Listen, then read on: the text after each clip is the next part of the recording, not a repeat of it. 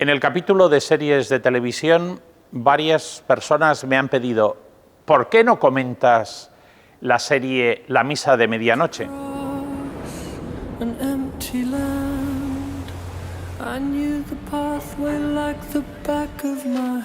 Mike Flanagan es un especialista en cine de terror. He de decir que a mí este género no me termina mucho de convencer, pero este director se ha convertido en un referente de esta temática. Y cómo no, recoge el tema religioso, porque siempre para dar contenidos al terror, lo religioso viste. La película, en la primera parte, nos cuenta la historia de un pueblo aislado que un día recibe la visita de un sacerdote joven que viene a sustituir al antiguo párroco que está enfermo. La visita de este sacerdote y junto a él de un ex recluso que llega también a su pequeño pueblo de origen, se convierte en una alteración de la vida de la localidad y comienzan a acaecer una serie de situaciones milagrosas. Una niña comienza a andar y que algunas personas mayores empiezan a recuperar la salud.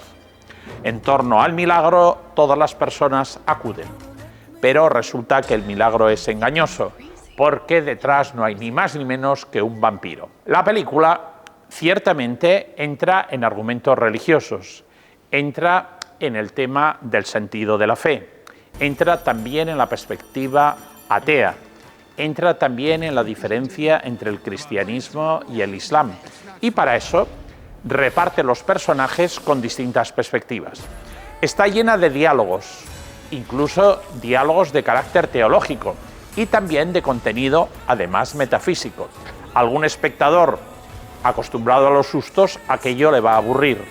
Y realmente algunos de estos diálogos son muy interesantes, como por ejemplo uno de los procesos de reconciliación más bonitos que han aparecido en la pantalla.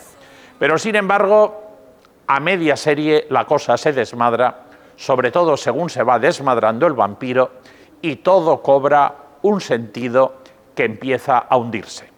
La película a nivel de contenidos es confusa, pero a nivel de acción también es un desastre.